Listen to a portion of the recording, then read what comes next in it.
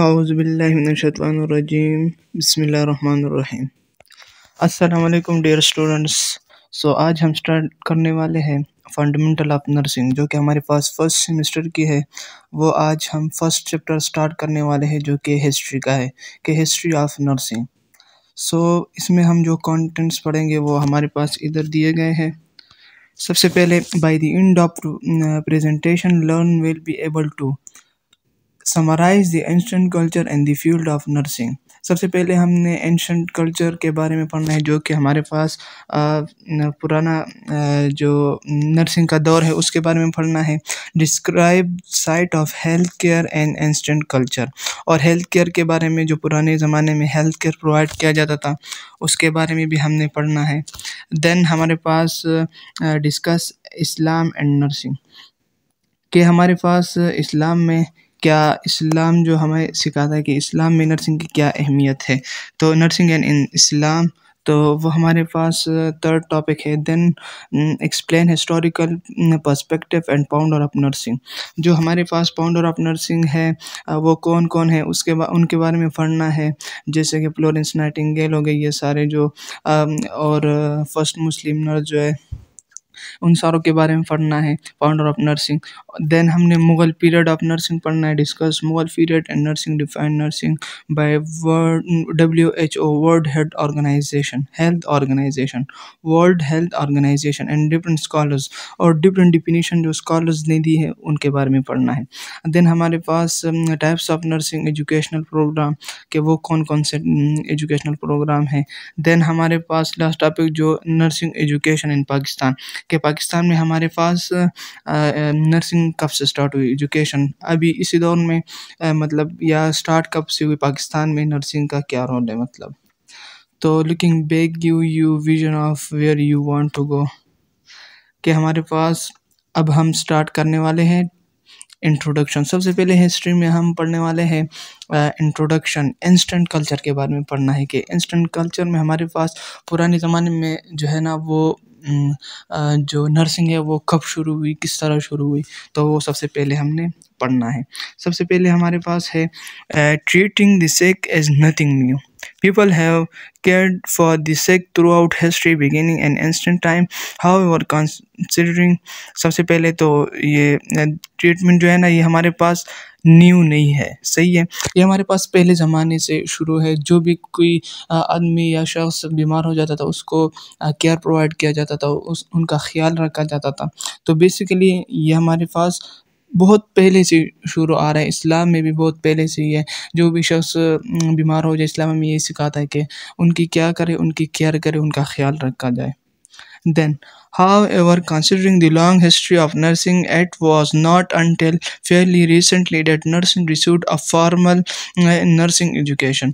और पहले ज़माने में जो है ना लॉन्ग हिस्ट्री में, मतलब पहले ज़माने में जब नर्सिंग शुरू नहीं हुआ था, नर्सिंग मतलब स्टार्ट में, तो हमारे पास फॉर्मल एजुकेशन नहीं था।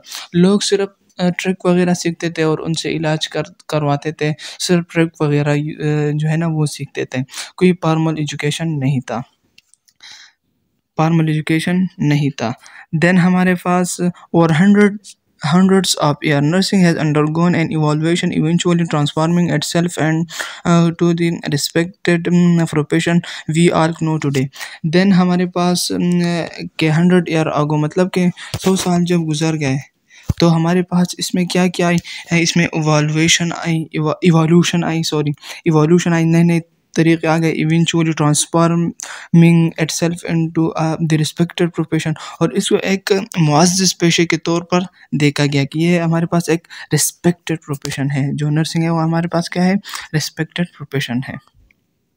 देन हमारे पास इंस्टेंट टाइम में हम क्या क्या पढ़ते हैं, कि हमारे पास ये टॉपिक जो है ना ये इस वजह से है कि हमारे पास फीमेल ज़्यादा तौर पर क्यों नर्सेज होती है, क्यों उनको ज़्यादा जो है ना तवज्जो दी जाती है कि फ़ीमेल ही नर्स हो। तो इसकी सबसे वजह ये है, and some early culture the provision of nursing care was assigned to female, कि हमारे पास जो ये नर्सिंग है ना, ये असाइन करते हम फीमेल को, इसकी वजह क्या है? Because women provided nurturing to their infants, क्योंकि वो अपने जो है ना इन्फेंट्स को, अपने बच्चों का जिस तरह ख़्याल रखती है, उनको जिस तरह केयर प्रोवाइड करती है ना, इन्फेंट का जिस तरह ख़्याल रखती है अपने बच्चों का, उसी तरह वो it was assumed that they could provide the same type of care to the sick and injured। वो इसी तरह जिस तरह अपने बच्चों का ख़्याल रखती है, उनको केयर प्रोवाइड करती है, इसी तरह वो बीमार और जो इंजर्ड पीपल होते हैं ना, उनका भी ख़्याल रख सकती है। Same type of care to the sick and injured, वो इसी टाइप का केयर जो है वो प्रोवाइड करती है इंजर्ड पीपल को, और सिक पीपल को भी वो कर सकती है। देन हमारे पास in other ancient societies however men were designed to care for the sick because they were considered priests, spiritual guide और मेडिसिन मैन। और इस टॉपिक का मतलब ये है कि हमारे पास जो मेल को क्यों तवज्जो दी गई कि मेल भी नर्सिंग करें, तो इसकी बड़ी वजह ये थी कि हमारे पास जो चर्च होते थे, उसमें पादरी बैठा हुआ करते थे, जो कि उनके पास लोग अपने बच्चों को ले जाते थे और उनको क्या करते थे, उनको केयर प्रोवाइड करते थे। मतलब जो भी अगर बच्चा बीमार हो तो वो उन चर्च पर उनके पास लेके जाते थे, और वो पादरी जो थे उनको मेडिसिन मैन भी कहा जाता था। तो वो उनको क्या करते थे, उनको केयर प्रोवाइड करते थे, उनका ख़्याल, मतलब उनका इलाज करते थे। तो इस वजह से फिर मेल भी एज़ नर्स के तौर पर जो है ना, उन पर भी तवज्जो दी गई। नर्सिंग इन एंशिएंट टाइम में हमारे पास there was no formal education available in primitive society, so the earliest nurses learn the tricks of the trade via oral traditions that were passed down from one generation to the next. इस topic में हमारे पास basically बताया गया है कि हमारे पास पहले ज़माने में कि नो फॉर्मल एजुकेशन, ये तो हमने उधर पढ़ लिया कि हमारे पास क्या है, फॉर्मल एजुकेशन नहीं थी पहले ज़माने में। लोग क्या करते थे, लोग सिंपल ट्रिक्स वग़ैरह यूज़ करते थे, ट्रिक्स सीखते थे कि जो बंदा भी बीमार हो वो उनसे उन पे एक ट्रिक अप्लाई करते थे। जिस तरह के अगर किसी का पेट ख़राब हो, उनको दही खिला दी, ये एक ट्रिक है। उनको दही खिला दी तो अगर उनका पेट दर्द ख़त्म हो गया, पेट सही हो गया, तो वो आइंदा भी यही इलाज करते थे, यही ट्रिक्स सारे सीखते थे। तो ये ट्रिक्स क्या होते थे, ये पास डाउन होते थे from one generation to another generation. एक जनरेशन से दूसरे जनरेशन तक ये सारे ट्रिक जो है ये मुंतकिल होते जा रहे थे। तो ये हमारे पास ट्रिक्स सीखते थे पहले ज़माने में, कोई फॉर्मल एजुकेशन नहीं था। They also learned how to nurse patient back to health through trial and error and by observing others who cared for the sick।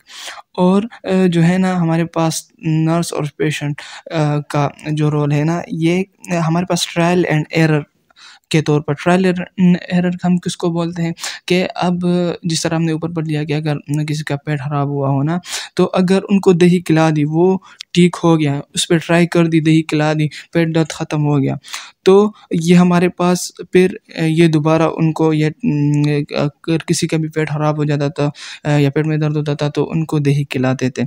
तो ये ट्राई करते, अगर सही होता तो फिर वो ट्रिक अप्लाई करते, अगर उसमें कोई एरर आ जाता तो फिर वो ट्रिक नहीं अप्लाई करते। तो ये हमारे पास आ गया ट्रायल एंड एरर, बेसिकली इसका यही मतलब है ट्रायल एंड एरर का। Nursing in ancient time हमारे पास the earliest nurses used plant and herbs to heal and believed that evil spirits and magic could affect one's health. Illness was often viewed as a sign that something was done to offend the priest or gods।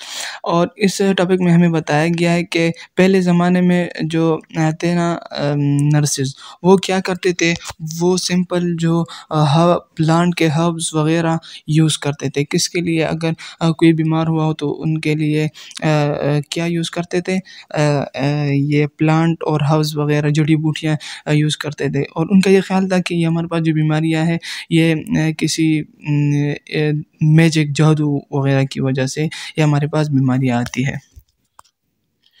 Then हमारे पास एक society आती है nursing institute time में, ये एक important topic है। The Egyptian, ये हमारे पास एक सोसाइटी है, एक प्यूपल्स है। The Egyptian health care system was the first to maintain medical records starting at around 3000 BC। Egyptian हमारे पास जो हेल्थ केयर सिस्टम है वो हमारे पास फर्स्ट स्टार्ट किया उन्होंने मेडिकल रिकॉर्ड को। कब स्टार्ट किया? 3000 BC में, before Christian. Egyptian society was also classified medication and also the first to classify medication and develop plans to maintain people's health। और उन्होंने सबसे पहले मेडिसिन को भी क्लासिफाई किया, किसने? इजिप्शियन ने। They were the first to use the concept of so they were the first to use the concept of suture and repairing wounds. तो सबसे पहले हमारे पास जो कंसेप्ट दिया किसका? रिपेयरिंग वाउंड, जो कि ज़ख़म दोबारा रिपेयर कराने का, किसने कंसेप्ट दिया? ये भी हमारे पास इजिप्शियन ने दिया। Egyptian physician are believed to have specialise certain disease such is internal disease, fracture, bone and wounds. और जो हमारे पास इजिप्शियन थे, ये हमारे पास स्पेशलाइजेशन इन्होंने की थी, स्पेशलाइज थे किस डिजीज़ में? Internal disease, fracture, bone and wounds, जो है ज़ख़म वगैरह थे। ये डिजीज़, इनके डिजीज़ के बारे में इनका क्या था? वो स्पेशलाइज थे इनके। तो सबसे पहले इसमें एमसीक्यूज़ भी आ सकते हैं। सबसे इम्पोर्टेंट के फर्स्ट मेडिकल रिकॉर्ड जो है ना वो हमारे पास किसने स्टार्ट किया था? और वो इजिप्शियन ने। कब स्टार्ट किया था? वो 3000 BC में। देन हमारे पास मेडिसन की क्लासिफिकेशन किसने की? तो वो हमारे पास इजिप्शियन है। देन हमारे पास concept of suture and रिफेरिंग wounds किसने दिया? ये भी हमारे पास इजिप्शियन ने दिया। और specialisation internal disease, fracture, bone and wound, इसमें स्पेशलाइजेशन किसने की थी? वो हमारे पास इजिप्शियन थे। देन हमारे पास दूसरा टॉपिक जो है वो Greece. From 1500 BC to 100 BC, Greek philosophers sought to understand man and man has relationship with God, nature, and other men. They believed that God and goddess of Greek mythology control health and illness. Temples were built to honor the Asclepius, the god of medicine, were designed to care for the sick. The Greek believed in Asclepius Apollo, the Greek god of healing, and prayed to him for magic cause for their illness। जो है ना, ये हमारे पास Greece, ये भी हमारे पास एक सोसाइटी है। ये भी स्टार्ट हुई कब से? 1500 BC से 100 BC के दरमियान। जो कि हमारे पास ग्रीक फिलोसोफर थे। ग्रीस से हमारे पास क्या है? ग्रीक ग्रीक फिलोसफर्स थे। ये इनका ख़्याल था कि जो हमारे पास बीमारी आती है, ये गॉड के नाराज़ होने से हमारे पास ये बीमारियाँ आती है। अगर गॉड और उनके बंदे के दरमियान कोई रिलेशनशिप अगर ख़राब हो गया, उसमें नाराज़गी आ गई, तो इसकी वजह से क्या आती है? बीमारियाँ आती है। They believed that god and goddess of Greek mythology. Mythology किसको बोलते हैं? माइथोलॉजी हमारे पास कंट्रोल हेल्थ एंड इलनेस, कि हमारे पास हेल्थ माइथोलॉजी उसको बोलते हैं कि God control health and illness. अगर बीमारियाँ या हेल्थ काज होता है, बीमारियाँ काज होती है, या हेल्थ दोबारा इंसान हेल्दी हो जाता है, तो ये किसके कंट्रोल में है? ये गॉड के कंट्रोल में। तो ये हमारे पास माइथोलॉजी हो गई। देन हमारे पास इसमें हमारे पास दो जो है ना, वो एक है एस्क्लेपस और दूसरा अपोलो। इसके बारे में भी बताया गया है, Apollo and Asclepius. Asclepius is a god of medicine. Asclepius हमारे पास गॉड ऑफ मेडिसन है, जिसने हमारे पास मेडिसन डिस्कवर किए थे, god of medicine. And Apollo हमारे पास गॉड ऑफ हीलिंग है, जो उनको गॉड ऑफ हीलिंग भी कहा जाता है। अपोलो को हमारे पास अपोलो है, God of Greek God of healing, Apollo को कहा जाता है। ये हमारे पास जो है ना, एक god of medicine Asclepius and god of medicine.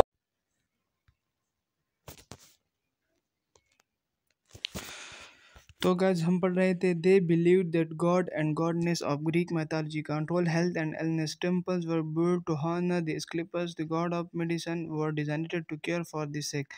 The Greek believed in Asclepius and Apollo, the Greek god of healing, and prayed to him for magic causes for their illness. तो बेसिकली हमारे पास ये एक mythology है। Mythology हम किसको बोलते हैं कि हमारे पास कंट्रोल हेल्थ एंड इलनेस, ये कौन कंट्रोल करता है? ये गॉड कंट्रोल करता है, इसको हम माइथोलॉजी बोलते हैं। इसमें हमारे पास एक स्क्लिपस जो कि हमारे पास गॉड ऑफ मेडिसिन इसको बोलते हैं। देन हमारे पास अपोलो जो कि हमारे पास ग्रीक गॉड ऑफ हीलिंग है। ये दो अहम एमसीक्यूज इसमें हमारे पास आ जाते हैं। ये लोग क्या करते हैं, अगर कोई बीमार हो जाता तो ये सोचते थे कि ये कोई मैजिक वगैरह से होते, तो वो उनके लिए फिर प्रे करते थे।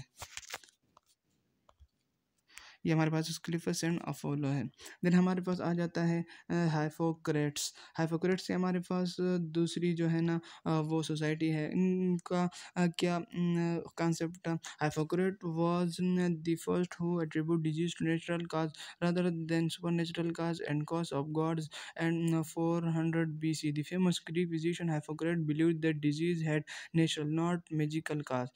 हिपोक्रेट का हमारे पास हाइपोक्रेट हमारे पास क्या सोच रहे थे कि हमारे पास इनका एक कॉन्सेप्ट था कि हमारे पास जो डिजीज़ काज होती हैं वो नेचुरल होती है, ये कोई सुपर नेचुरल काज नहीं होती, ये हमारे पास नेचुरल होती हैं। और ये हमारे पास इनका ये कॉन्सेप्ट था, बेसिक कॉन्सेप्ट, जो कि डिनाई कर दिया ग्रीस के कॉन्सेप्ट को कि हमारे पास डिजीज़ जो है वो गॉड के नाराज़गी की वजह से होती है, तो ये उसको डिनाई करती है। इन्होंने अलग कॉन्सेप्ट दिया कि हमारे पास जो डिजीज़ काज होती है वो हमारे पास नेचुरल होती है, कोई सुपर नेचुरल नहीं होती। Hypocrite believe that disease had natural not magical causes, ये कोई जादू वगैरह से नहीं होती, ये हमारे पास क्या होती है? नेचुरल होती है। India dating from 2000 to 1200 BC, the earliest cultures of India were Hindu. हमारे पास इंडिया नर्सिंग में इंडिया में नर्सिंग का क्या रोल है? ये हमारे पास स्टार्ट हुई 2000 BC से, हमारे पास 1200 BC में। और इनकी एक कल्चर था इंडिया वालों का, जो हमारे पास हिंदू थे। उन्होंने एक बुक थी जिसको हम वेदास के बोलते हैं। उनकी एक बुक का नाम वेदास है, जो कि उनकी मुक़द्दस बुक है, स्केर्ड बुक ऑफ हिंदू। हमारे पास वेदास है। उसमें हमारे पास full guide health care practice, उसमें हमारे पास हेल्थ केयर के फुल प्रैक्टिसेस मौजूद थे। और उनमें हमारे पास the Vedas include how spices, displays of magic and charms, the Indian documented information concerning prenatal care and childhood illness. और हमारे पास जो वो उनकी बुक थी वेदास, उसमें इंक्लूड क्या किया था? जड़ी बूटियों के बारे में, कोई जादू वगैरह में, मतलब हर किस्म की अगर डिजीज़ हो उनका इलाज जो है ना वो उस बुक में मौजूद था। Then India documented information concerning prenatal care and childhood illness. Prenatal care हम उसको बोलते हैं कि अगर कोई माँ की कोख में अगर कोई बच्चा पल रहा हो तो उनको 9 महीने किस तरह केयर प्रोवाइड की जाए। और चाइल्डहुड इलनेस, बच्चों की बीमारियों के बारे में, तो इनके बारे में इंफॉर्मेशन किसने दी? वो भी चाइना इंडिया ने दी, सॉरी, इंडिया ने दी।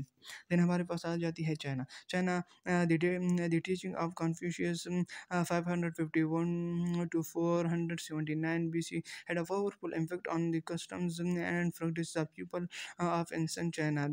One tradition that exemplifies their belief about health and illness was the Yin Yang philosophy. और हमारे पास चाइना वालों ने हमारे पास क्या दिया? एक फ़िलासफ़ी दी जिसका नाम यिंग एंड यंग फ़िलासफ़ी है। ये फ़िलासफ़ी इन्होंने एक्सप्लेन की, यिंग एंड यंग फ़िलासफ़ी। इसमें एमसीक्यूज़ भी आ जाता है कि यिंग एंड यंग फ़िलासफ़ी किसने इंट्रोड्यूस की? तो हमारे पास चाइना थी। और इसमें क्वेश्चन भी आता है कि define yin and young philosophy. तो हमारे पास यिंग एंड यंग फ़िलासफ़ी में हमारे पास किस तरह इसको यिंग एंड यंग फ़िलासफ़ी हम किसको बोलते हैं? तो ये रहा इसका answer. The Chinese believed that imbalance between two forces would result in an illness, whereas balance between the yin and yang represent good health. The ancient Chinese used a variety of treatments believed to promote health and harmony, include acupuncture to affect the balance of yin and yang, hydrotherapy, massage, and exercise used preventive health measures. तो ये हमारे पास basically India ने ये China वालों ने क्या किया, इन्होंने यंग यंग फ़िलॉसफ़ी पेश की। इनका मकसद क्या था कि हमारे पास ये 2 अपोज़िट फ़ोर्सेस है, यिंग एंड yang। अगर इनमें बैलेंस हो तो इंसान जो है ना वो हेल्दी होता है। अगर इनमें इम्बैलेंस आ गया तो इंसान जो है ना वो फिर डिज़ीज़ का शिकार हो जाता है। इसके हमारे पास ये रहा इनकी यिंग एंड yang फ़िलॉसफ़ी का स्केच। हमारे पास ब्लैक कलर किसको शो करता है? ये हमारे पास ब्लैक कलर जो है वो यिंग को एक्सप्लेन करता है, और yang जो है वो वाइट कलर जो है ये हमारे पास जो है ना वो yang को एक्सप्लेन करता है। जैसे कि हमारे पास एग्ज़ाम्पल है डार्क लाइट। अगर हम नाइट ले लें तो डे आ गया अपोज़िट में, कोल्ड ले लें तो हॉट आ गया। तो ये देखिए हमारे पास अपोज़िट थिंग है। अगर इनमें बैलेंस रहा तो इंसान जो है ना वो हेल्दी होता है। अगर इनमें इम्बैलेंस आ गया तो इंसान जो है ना ये हमारे पास क्या हो जाता है, इंसान हमारे पास फिर इलनेस का शिकार हो जाता है। तो ये हमारे पास सारा जो है ना यिंग एंड yang फ़िलॉसफ़ी का कॉन्सेप्ट है। देन हमारे पास हाइड्रोथेरेपी के बारे में, मसाज के बारे में और एक्सरसाइज़ वगैरह के बारे में किसने बताया? हमारे पास पहले चाइना से ही शुरू हुए। देन हमारे पास रोम, इन एंशिएंट कल्चर में हमारे पास रोम आ जाता है। In ancient Rome during the early Christian era, deaconesses were selected by the church to provide care for the sick. Deaconesses had some education and were selected by the church bishop to visit and care for the sick in their home. हमारे पास रोम जो है ना ancient time में रोम ये हमारे पास डिकॉनेसिस इनमें होती थी, हुक्मरानों की बीवियाँ जो क्या करती थी, हुक्मरानों की बीवियाँ डिकॉनेसिस बोलते हैं उसको, वो सेलेक्ट करती थी।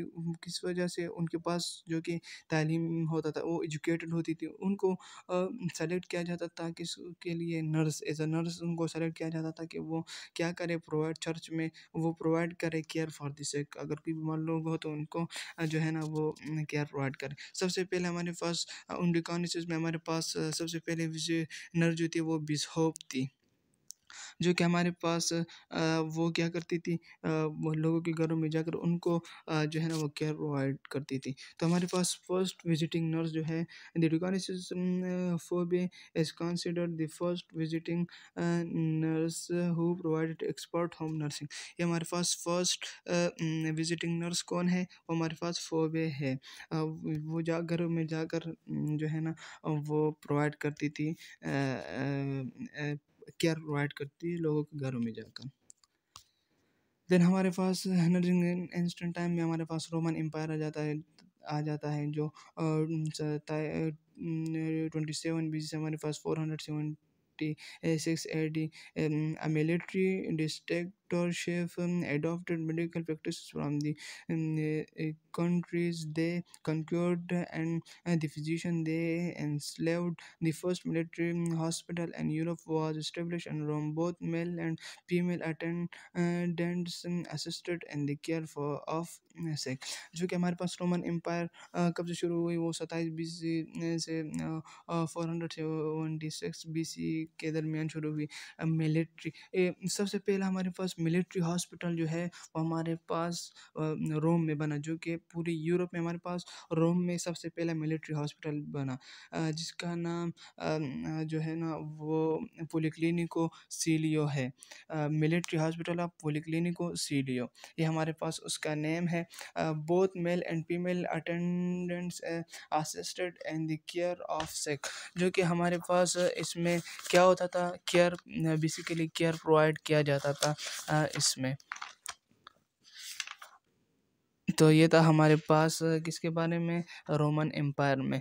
तो सबसे पहले हमारे पास मिलिट्री हॉस्पिटल, इसमें एमसीक्यूज़ आ जाता है कि मिलिट्री हॉस्पिटल हमारे पास यूरोप में कौन-सा सबसे पहले बना? तो वो हमारे पास है पॉलीक्लिनिको मिलिट्री सीलियो। ये अपने साथ लिख लें कि सबसे पहला हॉस्पिटल जो मिलिट्री हॉस्पिटल था यूरोप में, उसका नाम था पॉलीक्लिनिको मिलिट्री सीलियो। तो ये नाम ये एमसीक्यूज़ में आ जाता है। देन हमारे पास Galen was a famous Greek physician who worked in Rome and made important contribution to the practice of medicine by expanding his knowledge in anatomy, physiology, pathology and medical therapeutics। तो ये हमारे पास दूसरा physician आ गया जिसका नाम है गेलेन।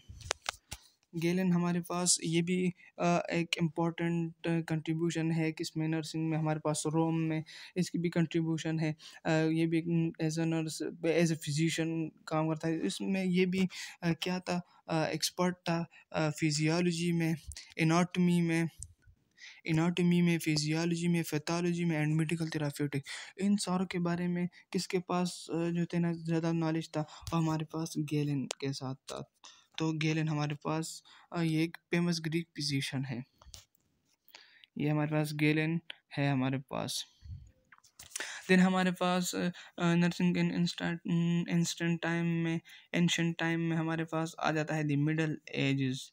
The middle ages 476 BC to 1450 AD followed the demise of Roman Empire. Women used herb and new method of healing, whereas men continued to use purging and leeching. हमारे पास ये मिडल एजेस ये हमारे पास start होता है 476 BC से हमारे पास 1450 AD के दरमियान। ये हमारे पास क्या करता है, ये हमारे पास फॉलो करता है रोमन एम्पायर को, जो हमने पीछे पढ़ लिया कि रोमन एम्पायर में डिकॉनिसिस होती है। वो जो हमारे पास फर्स्ट मिलिट्री हॉस्पिटल बना, ये सर किसको फॉलो करता है, मिडल एज, ये उनको फॉलो करता है। Women used herb and new method of healing, whereas they continued to use purging and leaching. Purging में हमारे पास बेसिकली अगर कुछ सख्त चीज़ खा लें तो उस पर वोमिटिंग करना, उसको हम पर्जिंग बोलते हैं। ये भी मेथड भी इन लोगों ने किया सबसे पहले। और लीचिंग, अगर कोई शख्स अपना खून खुद निकाले तो ये भी आ जाता है इनमें। ये रोमन एम्पायर में द मिडल एज में। लीचिंग के बारे में पता चल गया है। लीचिंग बोलते हैं हम अगर कोई शख्स अपना खून खुद निकाले, और पर्जिंग अगर कोई शख्स कोई सख्त चीज़ खा ले उस पर वोमिटिंग करे। This period also saw the Roman Catholic church become a central figure in the organisation and management of health care. तो इसमें हमारे पास बेसिकली क्या होते थे, हमारे पास इसमें जो है ना इसमें हमारे पास कैथोलिक चर्च होते थे। कैथोलिक चर्च हम उसको बोलते हैं जिसमें हमारे पास इनके चर्च होते थे, उन वो हमारे पास सेंट्रल फिगर होते थे किसके, कि उसमें हमारे पास एक organisation and management of health care, उनमें बेसिक जो है ना उन चर्च में हमारे पास हेल्प प्रोवाइड किया जाता था, केयर प्रोवाइड किया जाता था उन कैथोलिक चर्च में। तो उनमें organization and management of health care थे। Most of changes in health care were based on the Christian concept of charity and sanctity of human life। और इनका एक कंसेप्ट है कि ह्यूमन लाइफ जो है ना वो हमारे पास वेरी वेरी इंपॉर्टेंट है, तो उनका उसका ख्याल रखा जाए। तो ये कंसेप्ट भी हमें किसने दिया था, हमारे पास ये कंसेप्ट भी इन क्रिश्चियन ने दिया था मिडिल एज में। देन हमारे पास views of empresses and other women considered noble were become nurses. और हमारे पास इनको एक नोबल नर्सेस के नज़र से देखा गया। देन हमारे पास आ जाता है रेनेसेंस पीरियड। ये हमारे पास द रेनेसेंस पीरियड, ये भी हमारे पास एक इम्पॉर्टेंट अहम टॉपिक है। The Renaissance and Reformation periods start कर सकता है 1500 to 1700, also known as the rebirth of Europe. ये हमारे पास रीबर्थ ऑफ यूरोप भी इसको कहते हैं। Followed the middle edges period, और ये किसको फॉलो करता है, ये मिडल एजेस को फॉलो करता है। रेनेसेंस पीरियड जो है ये किसको फॉलो करता है, ये भी कॉन्सेप्ट ऑफ जो है ना हमारे पास पहले जो हमने पढ़ लिया कि ये मिडल एजेस हमने पहले पढ़ लिया कि ये उसको फॉलो करता है। During the Renaissance period a growing interest in science and technology lead to advance and medicine and public health. और इसमें हमारे पास बेसिकली क्या हुआ रेनेसेंस पीरियड में, इसमें एडवांसमेंट आई, नए नए मेडिसिन आए, टेक्नोलॉजी में एडवांसमेंट आई। ये किस दौर में आई एडवांसमेंट, ये हमारे पास टेक्नोलॉजी और साइंस में हमारे पास एडवांसमेंट आई रेनेसेंस पीरियड में, जो कि हमारे पास रीबर्थ ऑफ यूरोप है। इसको डार्क एजेस ऑफ नर्सिंग भी बोलते हैं। इसको डार्क एजेस ऑफ नर्सिंग क्यों बोलते हैं? सबसे पहले, at the time the rich paid for their sick to be cared for at home, while the poor were cared for in hospital. By the many time poor people arrived at hospital, they were already very ill, so and they often died in the hospital. Being hospitalized and had negative connotation for most people, as hospital were considered place where people went to die. It was also referred as the dark ages of nursing. तो basically हमारे पास dark ages of nursing renaissance period को क्यों बोलते हैं? इस वजह से इसको बोलते हैं क्योंकि इसमें हमारे पास जो है ना, उस टाइम में हमारे पास जो रिच फैमिलीज थी वो नर्सिस को फराम करती थी। वो उनका घर में जो है ना वो केयर प्रोवाइड करती थी, उनका घर में ख्याल रखती थी, तो वो जल्दी ठीक हो जाते थे। कौन? रिच, जिसके पास पैसे होते थे, वो उन नर्सों को बुलाकर खुद घरों में उनका केयर हो जाता था। लेकिन जो पुअर लोग थे, उनके पास तो पैसे नहीं थे, तो वो जब ज़्यादा बीमार हो जाते थे तो फिर वो हॉस्पिटल चले जाते थे, और हॉस्पिटल में चले जाते थे तो उनकी कंडीशन सही सीवियर हो जाती थी, तो वो फिर डाई कर जाते थे, मर जाते थे। तो इनका एक कॉन्सेप्ट बन गया कि हॉस्पिटल में लोग किस लिए जाते हैं? मरने के लिए जाते थे। तो इस वजह से उनका कॉन्सेप्ट ये आ गया, उनके ज़हनों में ये आ गया कि हॉस्पिटल जो है ये मरने के लिए है। उसमें हेल्थ केयर नहीं प्रोवाइड किया जाता था। तो इस वजह से इसको क्या बोलते हैं, इन रेनेसांस पीरियड को, इसको डार्क एजेस ऑफ नर्सिंग भी बोलते हैं। Follow the Protestant Reformation, monasteries and convents were closed, and the land was seized. Common women who were too old or ill to find other jobs started caring for the sick. और हमारे पास इस renaissance period में हमारे पास reformation period जो है, इसमें हमारे पास क्या हो गया, जो हमारे पास मिनिस्ट्रीज थे वो सब क्लोज हो गए। और हमारे पास जो ओल्ड वुमेन्स थी ना, तो वो क्या करती थी, वो बेसिकली उनको वो वुमेन जो थी ना, टू ओल्ड वुमेन जो थी, वो उनका और काम नहीं होता था, तो वो चर्च में बैठकर लोगों को केयर प्रोवाइड करती थी फॉर द सिक, क्योंकि लोग बीमारियों से बच जाए। तो वो बेसिकली कॉमन वुमेन थी जो कि केयर प्रोवाइड करती थी। Although there were a few hospital and Protestant Europe, there were no regular system of nursing. Female practitioner cared for neighboring and family, but their work was unpaid and recognized. और जो कि हमारे पास in hospital Europe में जो hospital थे, few hospital, उनमें कोई रेगुलर नर्सिंग सिस्टम नहीं था, और फीमेल जो भी उसमें थी ना, अगर कोई केयर प्रोवाइड करती थी तो वो अनफिट थी, उनको तनख्वाह वगैरह भी नहीं दी जाती थी। In Catholic areas, however, the tradition of nursing nuns continued uninterrupted. तो ये सारा था हमारे पास किसके बारे में? Nursing and instant ancient time में हमारे पास रेनेसेंस पीरियड जो कि डार्क एजेस ऑफ नर्सिंग है। Then foundation of modern nursing. अब हमारे पास स्टार्ट हो गया कि हमारे पास मॉडर्निज्म कब आ गई नर्सिंग में, कि हमारे पास नर्सिंग में मॉडर्निज़्म कब आ गई। तो सबसे पहले हमारे पास मॉडर्निज़्म हमारे पास 19th सेंचुरी में आ गई, जर्मनी एंड ब्रिटिशियन, जो कि हमारे पास क्या थे, उन्होंने उन्हीं की वजह से हमारे पास नर्सिंग में जो है ना वो modernism I. The practices had spread world wide, और जो हमारे पास 1900 में हमारे पास नर्सिंग जो है ना पूरी दुनिया में जो है ना वो पूरे वर्ल्ड वाइड में जो है ना वो फैल गई, स्प्रेड हो गई। British social reformers advocate for the formation of group of religious women to stop existing hospital and the first half of the century। और जो है ना ये ब्रिटिश ने इसमें बहुत अच्छा रोल प्ले किया है किसमें, नर्सिंग में, क्योंकि इनका एक वुमेन स्टाफ भी हॉस्पिटल में था, किसमें, अब first half of the 19th century में। Then हमारे पास two influential women in the field of nursing during this time period were Elizabeth Pray and Florence Nightingale।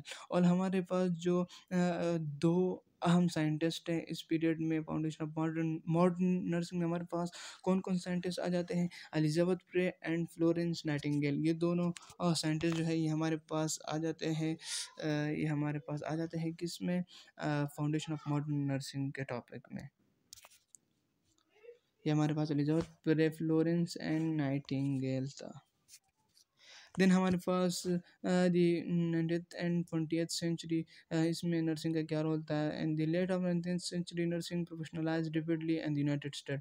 और इस सदी में हमारे पास जो नर्सिंग है वो पूरी यूनाइटेड स्टेट में रेपिडली वो ग्रो अप होने लगा। Women who had served as a nurses during the Civil War realized the importance of formal nurse education and played a crucial role in establishing the first nurse training school।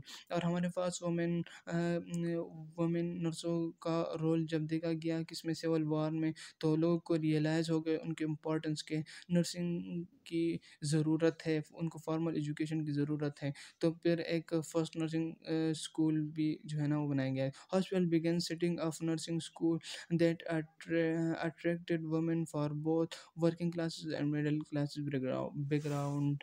जो कि हमारे पास एक hospital था उसमें nursing school जो है ना वो मतलब कि वुमेन्स बोथ अगर मेल होते थे या फीमेल होते थे उनको क्या करते थे, उनको वो एजुकेशन वो प्रोवाइड करते थे किसके बारे में कि हेल्थ किस तरह प्रोवाइड करते हैं। The first permanent school of nursing founded in the United State was the nurse training school at the women's hospital of Philadelphia which was established in 1872।